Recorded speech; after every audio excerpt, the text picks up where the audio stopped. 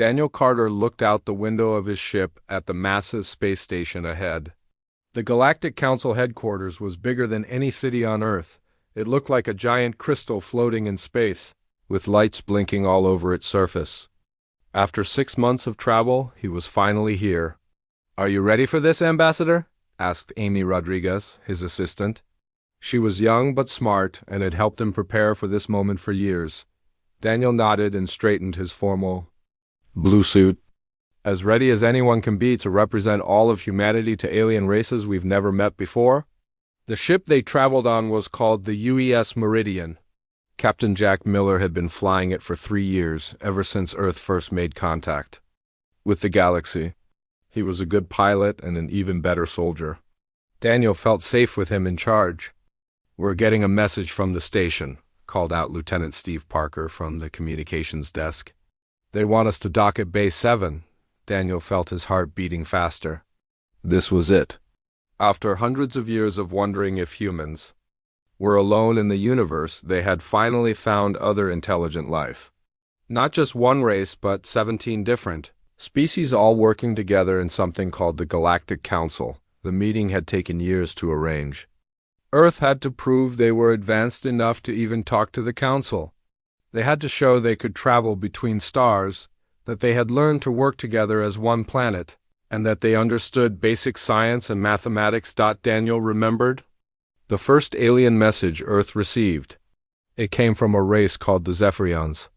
They were made of living crystal and had been exploring space for over 10,000 years. The message was simple. If you wish to join the galaxy, send one representative to speak for your species. That representative was Daniel Carter. He had been a diplomat for 25 years, helping solve conflicts between different countries on Earth. He spoke 6 languages and had studied every piece of information about alien cultures that Earth had collected. The ship shook slightly as it connected to the docking bay. Through the window, Daniel could see strange creatures moving around outside. Some walked on 2 legs like humans, but others floated in the air or moved on many legs like insects. "The docking is complete," announced Captain Miller. "Ambassador, you're cleared to board the station." Daniel picked up his briefcase. Inside were gifts from Earth, music recordings, art books, samples of Earth's finest foods, and scientific data about human medical discoveries. He hoped these would show the Council that humans had something valuable to offer. Amy walked beside him as they left the ship. The docking bay was huge, with a ceiling so high Daniel could barely see the top. The air smelled different here, like flowers mixed with metal. Strange sounds echoed from all directions. "Welcome to Nexus Prime," said a voice behind them. Daniel turned to see his first alien in person. It was tall and thin, with pale blue skin and 4 arms. Its eyes were larger than human eyes and completely black. "I am Coordinator Vex of the Luminal species," the alien said. Its voice sounded like music, even though it was speaking English. "I will guide you to the Council chambers." Daniel had studied the Luminals during his preparation. They were energy beings who could take physical form when needed. They were known for being peaceful and wise, often serving as mediators between other species. "Thank you, Coordinator Vex," Daniel replied. "I am Ambassador Daniel Carter of Earth. This is my assistant, Amy Rodriguez." They followed Vex through long corridors filled with amazing sights. The walls seemed to be made of living light that changed colors as they walked. Other aliens moved past them, some in groups, others alone. Daniel saw creatures that looked like walking trees, beings made of flowing water, and others that seemed to be made of pure energy. "The Council is very interested in your species," Vex said as they walked. "Humans have developed very quickly compared to most races. It took the Zephyrians 50,000 years to achieve space travel. You did it in less than 100 years from your first flight." Daniel felt proud but also nervous. "We learn fast when we need to. We've had to overcome many challenges on our world." They entered a large circular room with a high dome ceiling. In the center was a raised platform surrounded by 17 different seating areas. Each area was designed for a different alien species. Some had chairs, others had pools of liquid, and some were just empty spaces where floating creatures could Hover. This is where the council meets, Vex explained. Each species has one representative here. They make decisions that affect the entire galaxy. Daniel looked around in wonder. He was standing in the center of galactic government, a place that controlled thousands of worlds and billions of beings.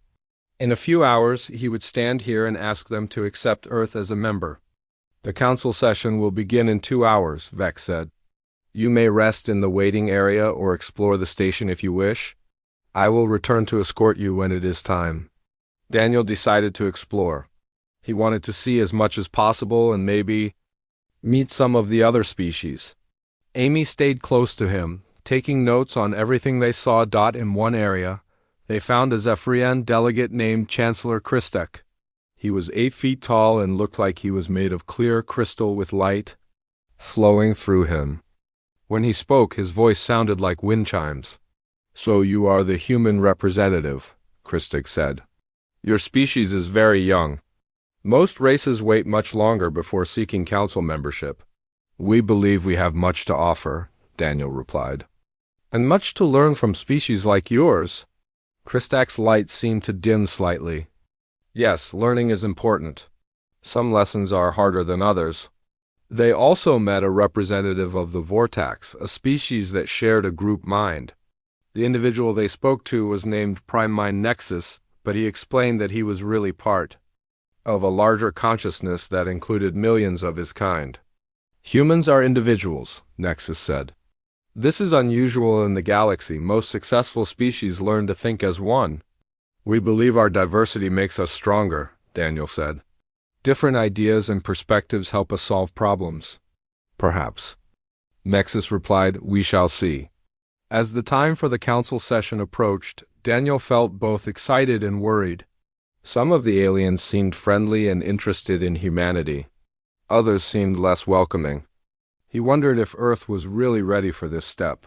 Amy checked her watch. It's almost time, Ambassador. Daniel took a deep breath. Everything he had worked for, everything Earth had hoped for, would be decided in the next few hours. He thought about his home planet, about the billions of people depending on him to represent them well. Vex appeared beside them. The council is ready for you now, Ambassador Carter. Daniel picked up his briefcase and followed Vex toward the council chambers. Through the large doors, he could see the 17 alien delegates taking their places. Some looked curious, others seemed bored, and a few appeared almost hostile. Remember, Amy whispered, you're not just speaking for yourself. You're speaking for all of humanity. Daniel nodded and walked through the doors. The next few hours would change the course of human history forever. He just hoped it would be a change for the better. The great doors closed behind him with a sound like thunder. Ambassador Daniel Carter of Earth stepped forward to address the Galactic Council, carrying with him the hopes and dreams of his entire species. Daniel Carter stood in the center of the council chambers, looking at the 17 alien delegates seated around him. His heart was beating fast, but his voice was steady as he began to speak. Honored members of the Galactic Council, he said. I come before you today representing the people of Earth. We are a young species, but we are eager to learn and contribute to the galactic community. He opened his briefcase and pulled out a small device. This contains samples of human music, art, and scientific discoveries. We offer these as gifts to show our good intentions. The alien delegates listened quietly. Some leaned forward with interest, while others seemed to be paying no attention at all. Daniel continued his presentation, talking about human achievements, their desire for peace, and their willingness to follow council laws. Chancellor Christek, the Zephyrian leader, spoke first. His crystal body glowed brighter as he talked. Your species has developed weapons of great destruction. How can we trust beings who create such things? Daniel had expected this question. We have learned from our mistakes. We now use our technology to help people, not hurt them. We want to join the council to learn better ways to live in peace. Prime Mind Nexus of the Vortax spoke next. Humans think as individuals. This has led to many wars on your world. How can chaotic beings like you fit into our ordered society?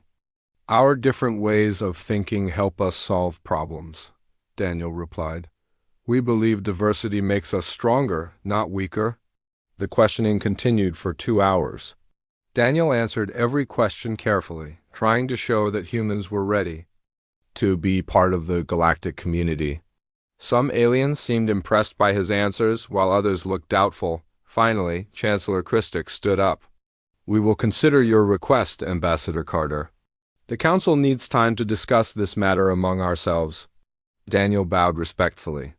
"Thank you for your consideration. I will wait for your decision." As the delegates began to leave, Coordinator Vex approached Daniel. "You did well," the Luminal said. "The Council will make their decision soon." Daniel felt tired but hopeful. He had done his best to represent humanity. Now all he could do was wait. 3 days passed. Daniel spent his time exploring the station and learning more about the different alien species. Amy Rodriguez stayed in contact with Captain Miller on the UES Meridian, reporting on the ambassador's activities. On the 4th day, Vex brought Daniel surprising news. "The Council has decided to invite you to a special dinner," the Luminal said. "This is a great honor. It means they are seriously considering your request." Daniel felt excited. "What kind of dinner?" "It is a traditional council feast," Vex explained. "Each species will prepare special food from their homeworld. You will eat with the council leaders and learn about their cultures." Amy looked worried. "Should I come with you, Ambassador?" Vex shook his head. "The invitation is only for the ambassador. This is a private meeting between council members." Daniel felt nervous but also honored. "When is this dinner?" "Tonight," Vex replied. "I will come to get you at sunset." That evening, Daniel put on his best formal clothes and waited for Vex. Amy helped him prepare, going over important facts about each alien species. "Remember," she said, "the Zephyrians eat energy crystals. The Vortax consume liquid nutrients, and the Luminals don't actually eat food at all. They might serve you things that look strange." "I'll be careful," Daniel promised. "This could be the moment that changes everything for humanity." Vex arrived exactly at sunset. "Are you ready, Ambassador?" Daniel nodded and followed Vex through the station corridors. They went to a part of the station he had never seen before. The walls here were different, made of smooth metal that reflected their faces like mirrors. They entered a large dining hall with a long table in the center. The room was dimly lit, with strange shadows dancing on the walls. All 17 council members were already seated around the table. "Welcome, Ambassador Carter," said Chancellor Christic. "Please sit here beside me." Daniel took his seat, feeling honored to be placed next to the council's leader. The table was covered with dishes from different worlds. Some looked like normal food, while others glowed with strange colors or moved by themselves. "This is a special occasion," said Prime Mind. "Nexus, we have prepared drinks from each of our homeworlds. You must try them all to show respect for our cultures." A series of cups were placed in front of Daniel. Each contained a different colored liquid. Some were clear like water, others were thick like syrup, and a few seemed to sparkle with their own light. "The blue drink is from our world," explained a delegate from the aquatic species. "It will help you understand our ocean culture." Daniel picked up the blue cup and took a small sip. It tasted like salt water mixed with something sweet. "It's very interesting," he said politely. "Now try the red one," urged a delegate from the volcanic species. "It represents the fire of our homeworld." Daniel drank from the red cup. This one burned his throat a little, but in a pleasant way. It reminded him of hot spices from Earth. One by one, the aliens encouraged him to try each drink. Daniel wanted to be polite and show respect for their cultures, so he took at least a sip from every cup. Some tasted good, others were strange, but he managed to drink from all of them. As the dinner continued, Daniel began to feel odd. His head felt light and his vision became blurry. At first, he thought it was just because he was tired from the long day. "Are you feeling well, Ambassador?" asked Chancellor Christic. There was something strange in his voice, but Daniel couldn't figure out what it was. "I'm fine," Daniel said, but his words came out slurred. "Just a little tired." The room seemed to be spinning slowly. Daniel gripped the edge of the table to steady himself. The alien faces around him looked distorted, like reflections in curved mirrors. "What's happening to me?" Daniel asked, his voice weak. Chancellor Christic stood up, his crystal body glowing brighter than before. "You are experiencing the effects of a special mixture, Ambassador Carter. Each drink you consumed contained compounds designed specifically for human biology." Daniel tried to stand, but his legs wouldn't work properly. Fear shot through him as he realized what was happening. "You poisoned me, not poisoned," said Prime Mind Nexus calmly. "Eliminated. Your species is too dangerous to be allowed into the galactic community." "But why?"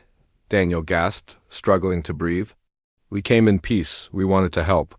"That is exactly why you must be stopped," Christic replied. "Your species advances too quickly. In a few hundred years you would challenge our authority. We cannot allow that to happen." The other council members watched silently as Daniel collapsed in his chair. None of them moved to help him. They had all agreed to this plan long before Daniel arrived at the station. "Your people will be told it was an accident," Christic continued, "a tragic allergic reaction to alien food. We will express our sadness and explain that humans are simply not compatible with galactic society." Daniel felt his strength leaving him. With great effort, he reached for the communication device in his pocket. His fingers were clumsy, but he managed to activate it. "Amy," he whispered into the device. "It's a trap. They're killing me. The drinks were poisoned. Tell Earth ... Tell them the truth." His vision was fading, but he could hear Amy's voice through the device. "Ambassador, what's happening? Sir, please respond." Daniel tried to speak again, but no words came out. The last thing he saw was Chancellor Christak's glowing form standing over him, cold and merciless. "Your species calls this murder," Christak said quietly. "We call it necessary prevention." The communication device fell from Daniel's hand and clattered on the floor. The connection to the UES Meridian was still open, and Amy Rodriguez heard everything as ambassador. Daniel Carter of Earth died alone among the enemies who had pretended to be friends. The council members sat in silence for a moment, then began to discuss their cover story. They would claim it was an accident, that human biology was incompatible with galactic food. Earth would be denied membership, and humanity would be warned to stay away from council space, but they had made one critical mistake. They had allowed Daniel's final message to reach his ship, where Amy Rodriguez and Captain Jack Miller now knew the truth about what had really happened in the council chambers. The betrayal was complete, but the consequences had only just begun. Amy Rodriguez stared at the communication device in her hands, her face pale with shock. The last words from Ambassador Daniel Carter kept playing in her mind. "It's a trap. They're killing me. The drinks were poisoned." She ran to the bridge of the UES Meridian where Captain Jack Miller was studying star charts. "Captain, we need to leave immediately." "The ambassador is dead. They murdered him." Captain Miller looked up from his charts. "What are you talking about?" "The dinner was supposed to be an honor." Amy played the recording of Daniel's final message. The bridge crew listened in stunned silence as they heard their ambassador's dying words and the cold voice of Chancellor Christic admitting to murder. "Those alien bastards," growled Lieutenant Steve Parker. "They invited him to dinner just to kill him." Captain Miller's face turned hard as stone. "Set course for Earth immediately. Maximum speed." "What about the ambassador's body?" asked Amy. "They won't give it back," Miller said grimly. "They'll probably claim he never existed. We need to get this recording to Earth before they can spin their lies." The UES Meridian left the Nexus Prime Station at full speed. The journey back to Earth would take 6 months, but they had to get there as fast as possible. Every day that passed was another day the Council could prepare their false story. During the long trip home, Amy and Captain Miller reviewed every detail of the diplomatic mission. They analyzed the recordings of Daniel's meetings with the council members, looking for signs of the trap. "Look at this," Amy said, pointing to a video from 3 days earlier. "Chancellor Christak's light dims when the ambassador talks about human achievements. And here, Prime Mind Nexus seems angry when Daniel mentions human diversity." They were planning this from the beginning, Miller realized. They never intended to let Earth join the Council. They just wanted to study us and figure out how to kill us. When they finally reached Earth, the UES Meridian was met by a full military escort. The news of Ambassador Carter's death had already spread through the government, and President Helen Davis was waiting for their report. The meeting took place in the Pentagon's most secure briefing room. President Davis sat at the head of a long table, surrounded by military leaders and scientists. Her face was grave as she listened to Amy's account of the assassination. "Play the recording," she said quietly. The room fell silent as Daniel Carter's final message played through the speakers. When it ended, several people were wiping tears from their eyes. Others looked angry enough to start fighting immediately. Admiral Rick Thompson, head of the Space Defense Force, slammed his fist on the table. "This is an act of war. They murdered our diplomat under a flag of peace. We cannot let this stand." General Paul Harrison, who commanded Earth's orbital defense platforms, nodded in agreement. "The Council thinks we're weak because we're young. They need to learn that humans don't forgive murder." Dr. Lisa Adams, Earth's top alien biology expert, spoke up. "We have detailed information about every Council species. They gave us biological data during the diplomatic exchanges. We can use this against them." President Davis looked around the table at the faces of Earth's leaders. "I want to hear all options. What can we do?" Admiral Thompson stood up and activated a holographic display. "We have 3 choices. First, we can do nothing and let them get away with murder. Second, we can try to expose their crime to other galactic species. Third, we can make them pay for what they did." "The second option won't work," said Dr. Adams. "The Council controls all communication in the galaxy. They'll just claim we're lying." "Then we're left with option 3, President Davis said. "What would that involve?"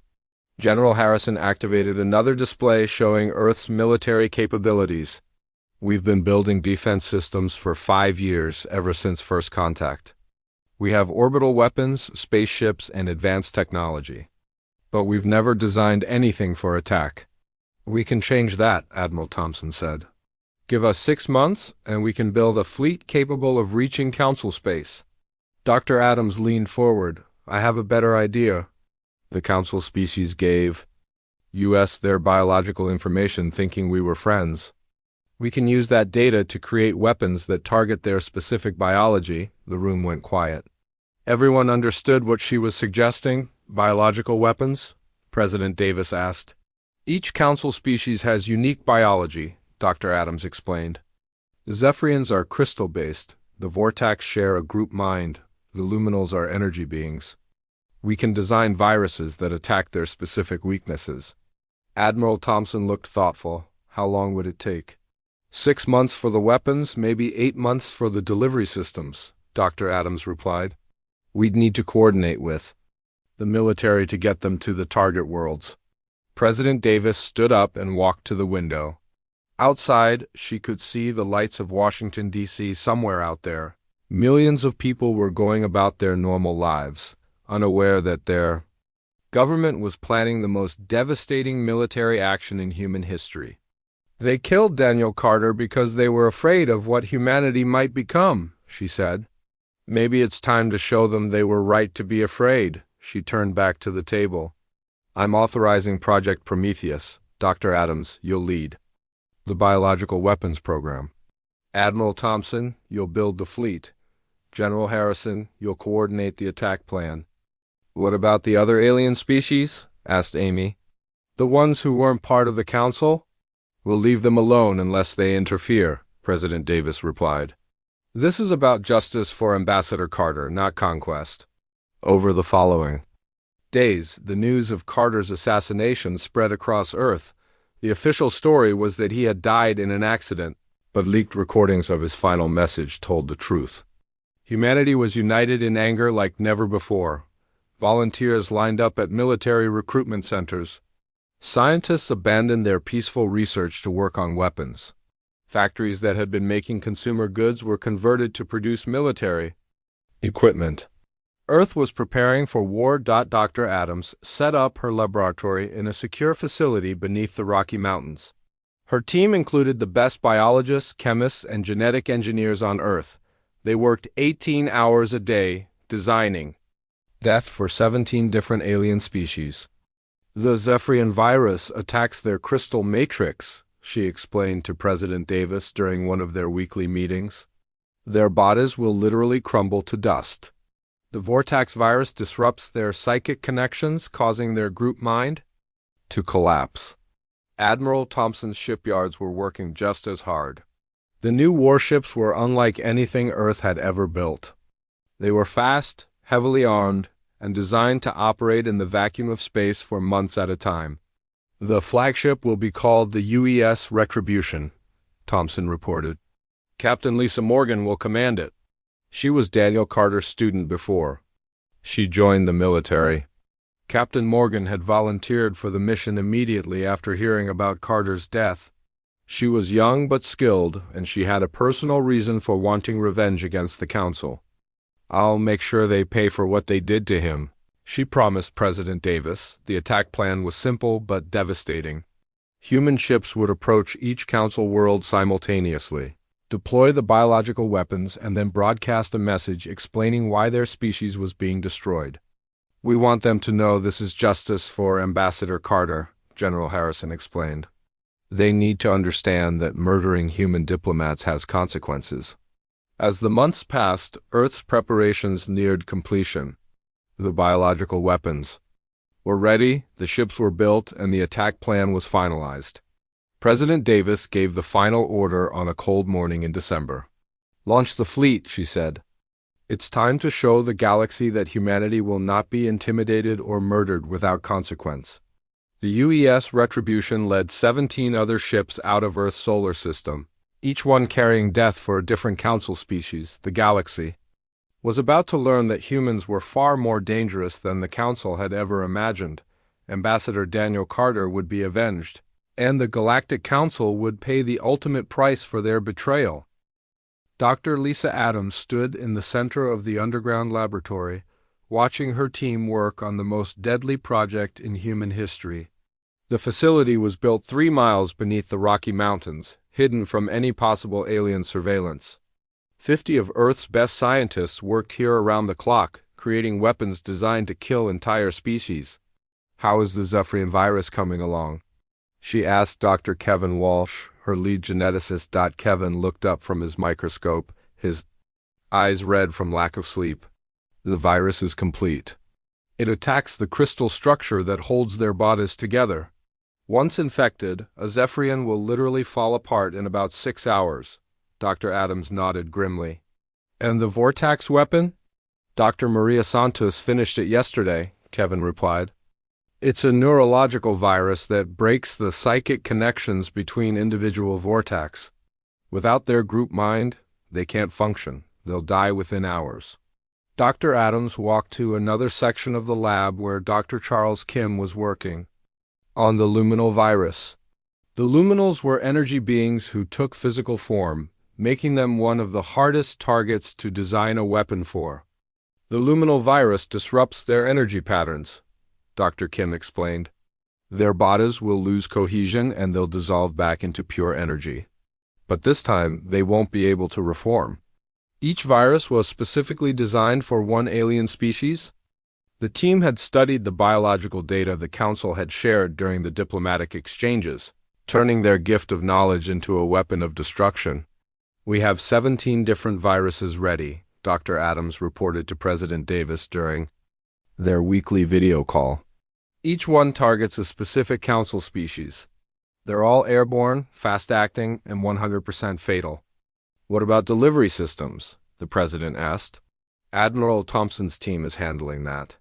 They've built special ships that can release the viruses into a planet's atmosphere without being detected." While Dr. Adams worked on the biological weapons, Admiral Rick Thompson was building Earth's first true war fleet. The construction took place in orbital shipyards hidden behind the moon, where alien sensors couldn't detect them. The flagship UES Retribution was the largest ship ever built by humans. It was 3 miles long and carried enough weapons to destroy a small moon. Captain Lisa Morgan walked through its corridors, inspecting every detail. "The ship is beautiful," she said to Admiral Thompson as they toured the bridge. Daniel would have been proud to see humanity building something this advanced. He would have preferred we built it for exploration, not war, Thompson replied. But the Council made that choice for us. The Retribution was equipped with the latest human technology, but it also used alien systems that engineers had reverse-engineered from the diplomatic gifts. The weapons could fire beams of pure energy, and the shields could deflect almost any attack. "How many ships do we have ready?" Captain Morgan asked. 18 total, Thompson answered. 1 for each Council world, plus the Retribution as our command ship. Each ship is crewed by volunteers who want to avenge Ambassador Carter. The other ships were smaller but just as deadly. The UES Vengeance was designed for stealth operations, capable of approaching enemy worlds without being detected.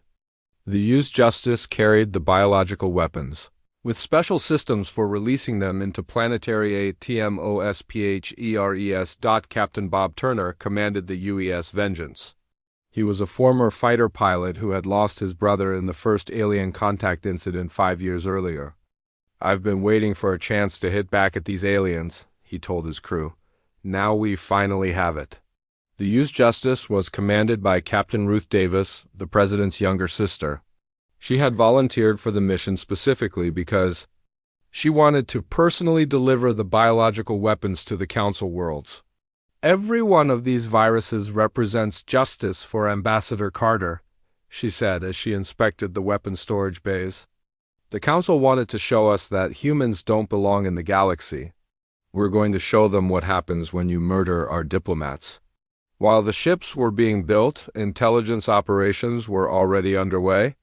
Director Alex Turner led a team of human agents who had been surgically altered to look like different alien species. They had been infiltrating Council territory for months, gathering information about military defenses and population centers. Agent Sarah Collins had been modified to look like a Zephyrian. She walked through the crystal cities of the Zephyrian homeworld, mapping their government buildings and military installations. Her modified appearance was perfect, but she had to be careful not to speak too much since her voice was still human. "The Zephyrian capital has 12 million inhabitants," she reported back to Earth. "Their government building is in the center of the city. If we release the virus there, it will spread to the entire planet within days." Agent Tom Bradley had been altered to resemble a vortex. He infiltrated their group mind society, learning about their communication networks and command structures. "The vortex have a central hub where their group mind originates," he reported. "Destroying that hub will collapse their entire civilization." Each agent provided crucial intelligence about their target species. They identified the best locations to release the biological weapons, the timing that would cause maximum damage, and the defenses that the human fleet would need to overcome. The information was sent to General Paul Harrison, who was coordinating the overall attack plan. His war room was filled with holographic displays showing each Council world with attack routes and target locations marked in red. "We'll hit all 17 worlds simultaneously," he explained to his staff. "The biological weapons will be released first, followed by conventional attacks on their military installations. The entire operation should be completed within 72 hours. The timing was crucial.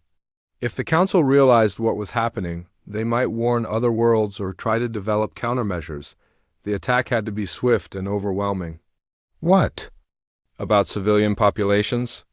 asked Colonel Nancy Wright, Harrison's chief of staff. "The biological weapons don't distinguish between military and civilian targets," Harrison replied coldly.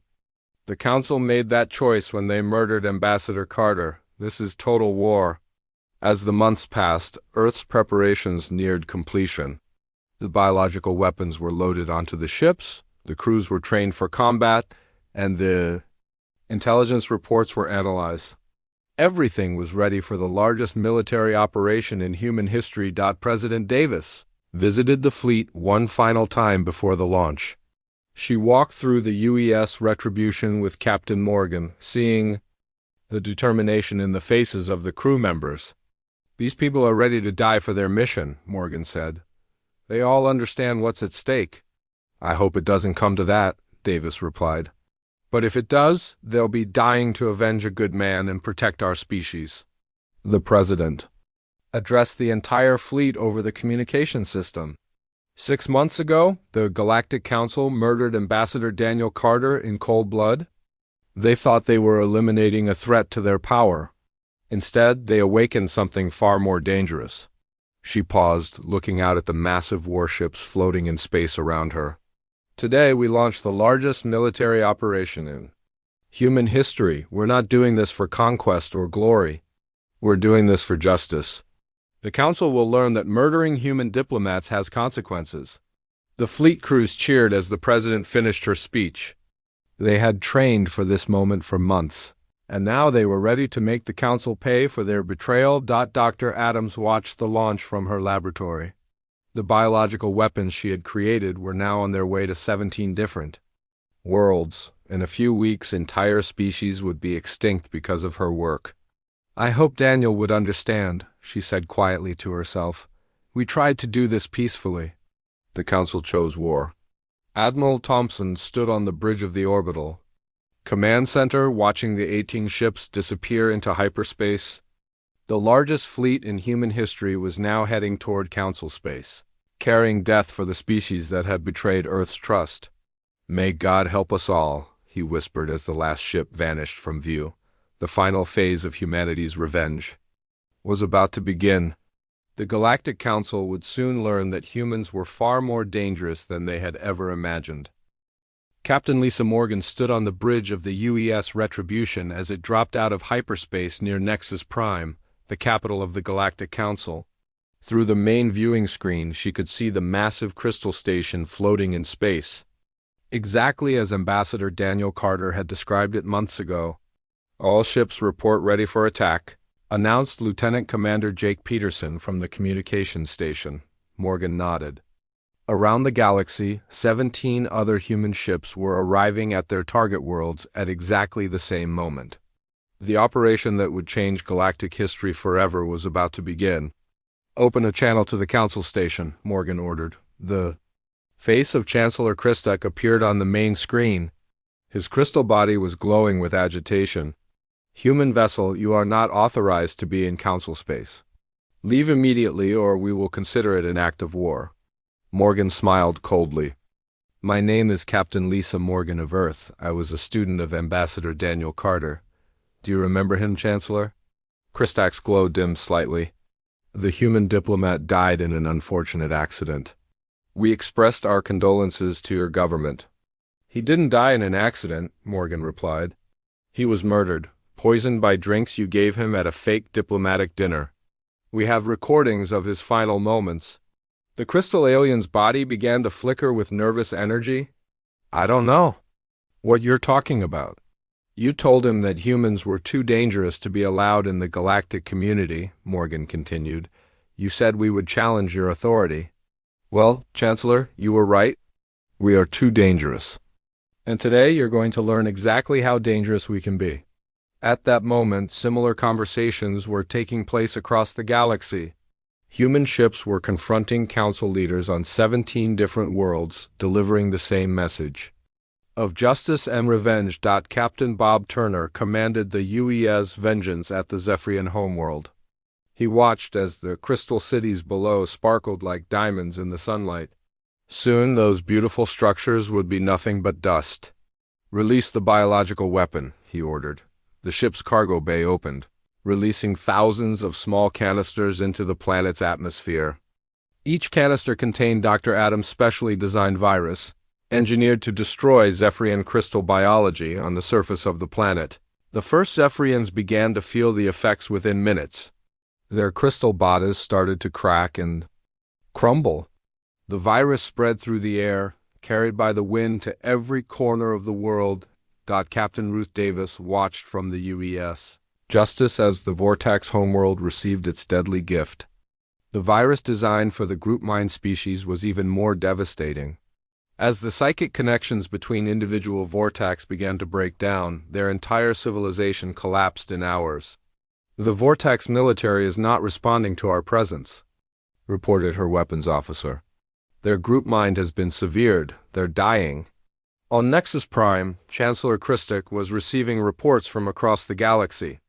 His communication system was filled with desperate messages from the Council worlds. "The humans are attacking everywhere," reported Prime Mind Nexus, his voice weak and broken. "Our people are dying. The virus is spreading too fast to stop." "How is this possible?" Christic demanded. "They're just one small planet.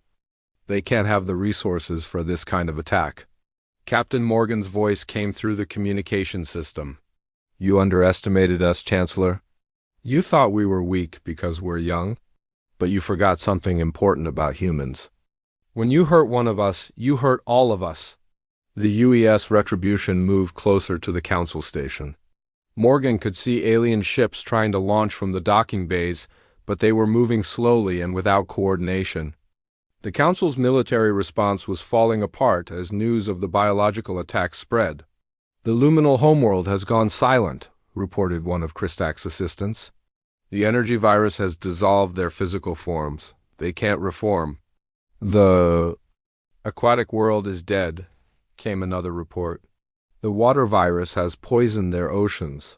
One by one, the reports came in from across the galaxy. 17 different Council species were facing extinction from diseases specifically designed to kill them. Billions of beings were dying as Dr. Adams' weapons did their terrible work. "Launch fighters," Christic ordered desperately. "Defend the station." Small alien ships poured out of Nexus Prime's docking bays, but they were no match for human technology. The UES Retribution's advanced weapons destroyed them easily. Earth's war machines were far superior to anything the Council had ever seen. Captain Morgan opened fire on the station's defensive systems. The crystal structures that had seemed so beautiful to Ambassador Carter were now cracking and exploding under human weapons fire. "Your Council murdered an innocent diplomat," Morgan announced as her ship continued its attack. "Daniel Carter came to you in peace, offering friendship and cooperation. You responded with treachery and poison." "Please," Christic begged over. "The communication system. We can negotiate. We can find a peaceful solution." "The time for negotiation ended when you killed our ambassador," Morgan replied. "This is justice, not negotiation." Across the galaxy, the other human ships were completing their missions. The biological weapons had done their work with terrifying efficiency. Entire planets were falling silent as their populations succumbed to the engineered viruses. Captain Turner watched as the last Zephyrian city crumbled to dust. The crystal beings who had lived for thousands of years were gone, destroyed by human science in a matter of hours. "Target destroyed," he reported to the fleet command. "The Zephyrian species is extinct." Similar reports came in from all the other ships. The Vortax, the Luminals, the Aquatics, and 14 other Council species had been completely wiped out. The galactic government that had ruled for millennia was gone. Back at Nexus Prime, Chancellor Christic made one final desperate plea. "You've won. The Council is destroyed. Please show mercy to the survivors." Captain Morgan's expression was hard as stone. "Did you show mercy to Ambassador Carter when he begged for his life? Did you show mercy when he asked why you were killing him?" "We thought we were protecting the galaxy," Christic said weakly. "You were protecting your own power," Morgan replied. "And now that power is gone forever." The UES Retribution fired its main weapons at the Council chambers. The same room where Daniel Carter had been murdered was completely destroyed in a burst of energy that could be seen from orbit. Chancellor Christak's final transmission was cut short as the station's power systems failed. The last leader of the Galactic Council died in the same building where he had ordered the death of Earth's diplomat. Captain Morgan addressed her fleet over the communication system. "All ships report mission complete. The Council species have been eliminated. Justice for Ambassador Carter has been served." But the human ships weren't finished yet. They began broadcasting a message to every remaining species in the galaxy, transmitted on all frequencies and in all known languages. This is the Earth fleet speaking to all remaining galactic civilizations, Morgan announced. 6 months ago, the Galactic Council murdered our diplomat, Ambassador Daniel Carter, under a flag of peace. They poisoned him during a diplomatic dinner and then tried to cover up their crime. The message continued as human ships positioned themselves around key star systems. The Council believed that humanity was too dangerous to be allowed in the galactic community. They were right. We are dangerous, but only to those who threaten us or betray our trust. The Galactic Council is no more. 17 species that chose murder over diplomacy have been eliminated. Earth is now the dominant power in this galaxy. We offer the same choice to all remaining species that the Council should have offered to us: peace and cooperation, or destruction. The galaxy listened in stunned silence as the message played across thousands of worlds. In less than 3 days, the humans had completely destroyed the government that had ruled space for thousands of years. President Helen Davis received the final report from Admiral Thompson in the Pentagon War Room. All objectives completed.